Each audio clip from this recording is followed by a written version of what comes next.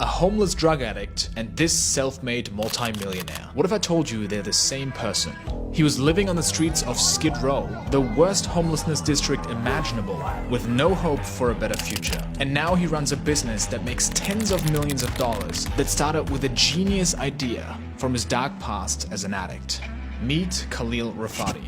And his journey began at a massive disadvantage. I was born in Toledo, Ohio, a little rural town. It was a really, really tough upbringing. A lot of violence, sexual abuse, neglect, just dark. My parents were immigrants. Neither of them spoke English very well. They just were not equipped to be parents. 10 years old, I was already running around with older kids in the neighborhood and trying to take puffs off their joints. Your turn.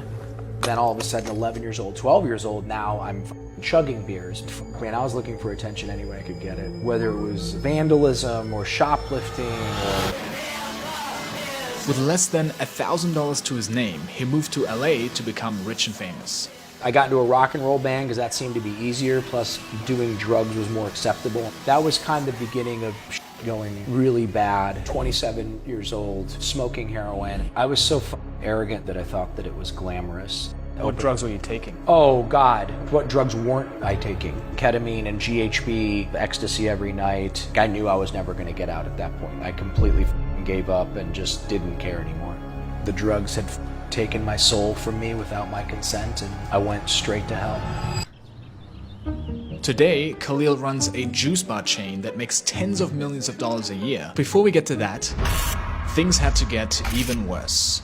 He ended up living on the streets of Skid Row, the most notorious homeless district in the world. It's that people wouldn't believe exists. You're watching people get thrown out of windows, you're watching people get stabbed to death in front of you, another person is taking a shit on the sidewalk right next to you, and you're getting jumped, you're getting beaten, in and out of jail, in and out of jail, in and out of jail, overdose, into the hospital, out of the hospital, back into jail, back into overdose, back into the hospital.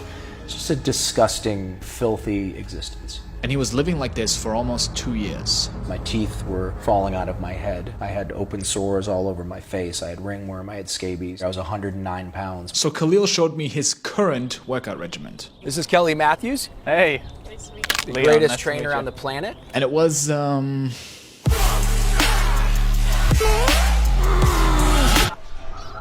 might have to stop, I'm really dizzy.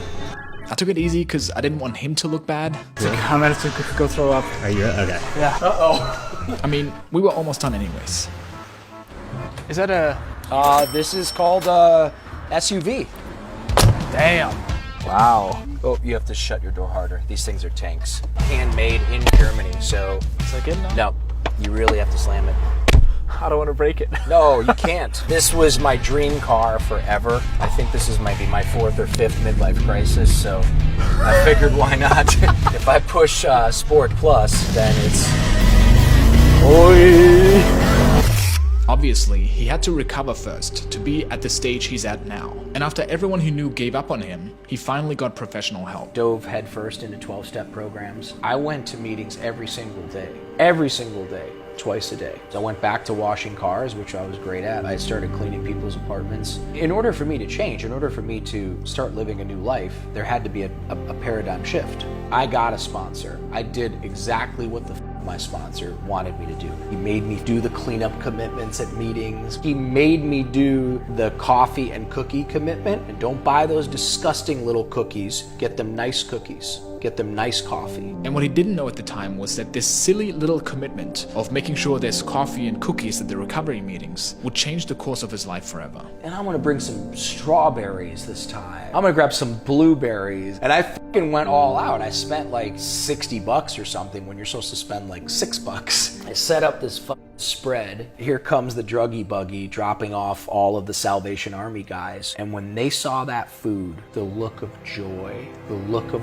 oh my God.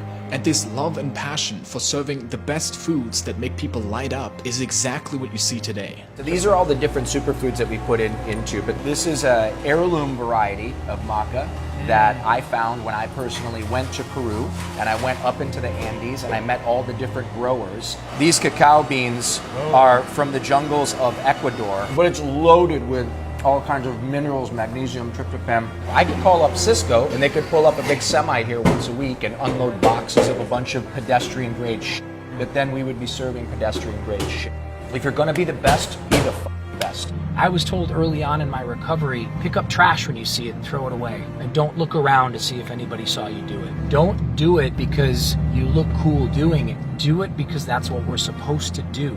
My soul, my being was being cleansed, and tiny, tiny fragments at a time, I was building self-esteem through esteemable acts. And so much of me changed through such a silly, basic notion of stop being a victim, stop feeling sorry for yourself, and go do for people who are less fortunate than you. I say 1% better every day, no matter what. Get up every day, go for a walk, read a page of a book, go be kind to somebody, volunteer some 1% better every day. And after 5 years of doing this coffee and cookie commitment, he had saved up some money from different jobs, invested it, and became a sponsor to help others recover as well. So I thought, well, what if I just open up a facility and then I can kind of help a bunch of people at once? This recovery program was the idea for his first business. I took a massive chance. I took every penny that I had. There was no guarantee that customers were going to come. I went all in. And it's a challenging business to be in. Would this one take off? Maybe. It felt right to him at the time because he switched addictions away from drugs to healing and wellness. And when he invited us to his house, this passion for self-care is clearly visible in this oasis of a home he's built for himself. Wait, you have is that a $6,000 toilet as well? Because I know Noah Kagan had one. Those are 12. I said to myself, if I'm really never going to drink and do drugs again, I am going to create a life that's so amazing that I never want to go back. And if sitting down on a very expensive toilet that washes my asshole for me, then that's what I want to do. Well, I created this area for earthing and I was so proud of myself. Now this has turned into the $20,000 litter box. I use this space as like my biohacking place. So this is a far infrared sauna. I mean, it takes someone who's obsessed with health to create a company like this that cares about the work-life balance of the bees that are making the honey so it's even more organic. And all these crystals? I surround myself with beautiful things. Beautiful things? Just clear any dark energy. It's either the power of belief, the placebo effect, or I'm actually absorbing that power and energy because I feel it. But who cares? Yeah, I don't. This is my dance. This is what I do. It's silly, it's funny. It clearly makes him happy. So how did the recovery business do? And how did he start his multi-million-dollar juice bar empire? Riviera Recovery took off. I hated it. It was such a nightmare. I spent many nights crying myself to sleep, but it was super successful financially. I fantasized about having a little juice bar where everything would be organic and where everybody would be happy, and I would hire like people from the neighborhood. So he sold his business, took all the money he saved up, and put everything on the line. I borrowed a couple $100,000 from a guy who knew me really well and saw how hard I worked. I very naively signed a lease without having a lawyer look at it. And then like 11 months later, the place still wasn't open, and the landlord's threatening to, sue me if I don't pay rent. We didn't have money for a sign. We didn't have money for shelves. And I literally thought to myself, like, what the was I thinking? This is insanity. I'm going to be responsible for rent now. Who's to say that people are going to show up? There was no guarantee it would succeed, but there's something interesting he did to make it work eventually. Besides that, what's mind-blowing to me are the time horizons where all this happened. In his mid-30s, he was homeless and addicted to drugs. At age 40, he was recovered and had a business. And then, he was putting everything on the line again. People in their mid-20s, I'm 26, they feel so far behind. So crazy. That's so crazy. You have no idea how young you are. I'm 52 in the greatest shape of my life. Let's say you're 40. You think you're old, you think life has passed you by. 10 years are gonna go by. And the first thought you're gonna think after you get that 50-year birthday celebration, you're gonna go, I was so young, why didn't I take advantage of it? And when I was 27, 28, 29, I thought, well, I haven't made it yet, I'm gonna kill myself. Can you imagine? I know we ambitious weirdos are putting so much pressure on ourselves to achieve so much in such little time, but talk about a perspective shift. We have time. I am barely getting started now. I will turn it into $1 billion brand. I'm gonna take it global and build something really meaningful. Look at the life he's created. And in 2011, the first Sun Life Organic store was finally set up. I was really scared. It's the day before we're supposed to open, and these kids walk in. My partner at the time was like, oh, we're not open yet. I'm like, actually, do you guys like frozen yogurt? And they like go to pull their wallet out. I'm like, oh, no, we don't even have our POS system. And the lady's like, no, this is ridiculous. Like, they have to pay you. And I'm like, no, please let me just do this. I'm opening tomorrow. You guys are kind of like my first customers. Can you please just let me do this? Because I need to feel good right now. She's like, wow. Okay. And like 10 minutes later, she walks back in and she goes, could you come outside for a moment? The kids just wanted to say something to you. And so always makes me emotional. I go to walk outside. They were a choir and they launch into these hymns of praise. And I start crying because I'm so scared it's not going to work. All the neighbors, all the co-tenants start coming out and they're all filming it. And these kids are like belting out these songs of worship.